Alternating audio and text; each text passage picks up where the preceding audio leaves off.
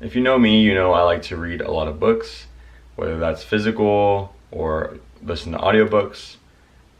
So I just wanted to share a couple key insights I got from a new book that I'm currently listening to, which is called Alchemy by Rory Sutherland. So it's a really good book about marketing. It's basically written by this guy who's, I guess, one of the top executives at the Ogilvy marketing company, which is one of the top marketing agencies in the world, basically. I think Ogilvy was pretty much one of the founders or like fathers of modern marketing. So, pretty good book. I just wanted to share one quick key point I learned from the book that I found.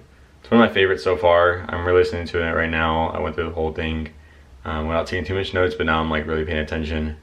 And that is the idea of turning lead into gold, which, I mean, that's kind of like the subtitle of the book, which is turning lead into gold.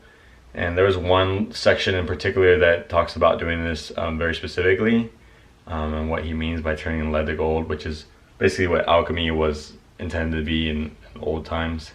So here's the really cool, kind of mind-blowing, I mean, I kind of expected it, but like just hearing it like with examples kind of really made it, kind of solidified it for me. So he talks about turning lead into gold.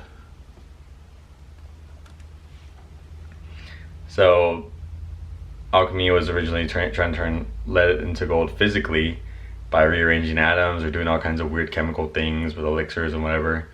But he says that, I mean, it's obvious that that's not physically possible, or it's not, viable.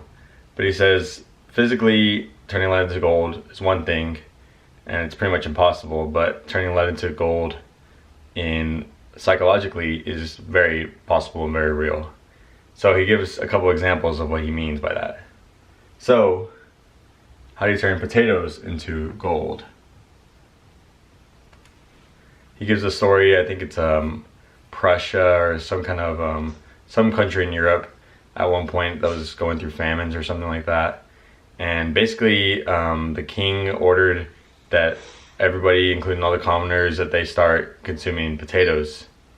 And so he encouraged this, or first he didn't the first tactic that he used was he tried to get or force people basically to eat the potatoes. He put like rules in place. He gave penalties if they weren't farming and eating the potatoes. So that was his first tactic. And nobody wanted to eat the potatoes. They were like, this is not good, or dogs aren't even going to eat the potatoes, so why should we? But from there, that's where the turning lead to gold happened. When he tried a different tactic, he turned potatoes to gold in this way, which was the king declared that potatoes were actually going to be a royal food or a royal vegetable, that only the king and his people were allowed to have potatoes. And so he said, actually, none of y'all can have potatoes. We're going to grow it in our royal garden, and nobody else is allowed to grow it. Nobody else is allowed to eat it. It's only for kings and royalty. And so what he did was he kind of made it exclusive. He made it potatoes premium. And what eventually happened is that people started going and stealing the potatoes from the royal garden and using it for themselves in their own garden.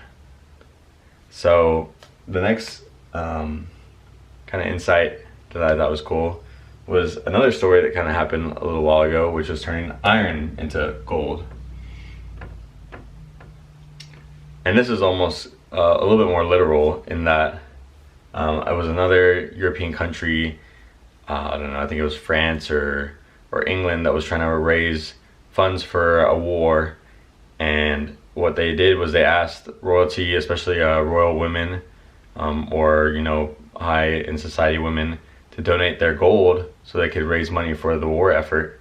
And in exchange for this gold that they would donate, the king and queen promised all of these women exact replicas of their gold jewelry, but in iron, but with a little stamp or engraving on it that said that this is not just any iron jewelry. This was like specialty, like for because they gave the gold.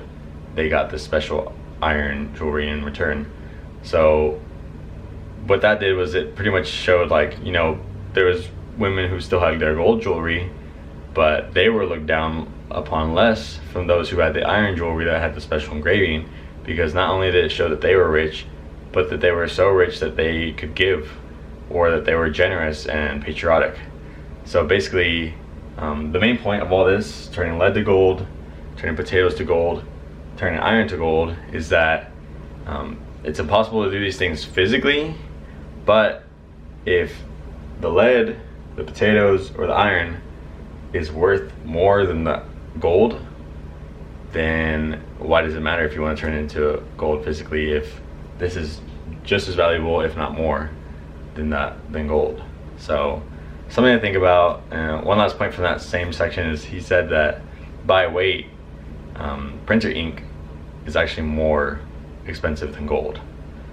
So it's kind of interesting to think about that there are things more valuable than gold, just values in that pretty much in the eye of the beholder.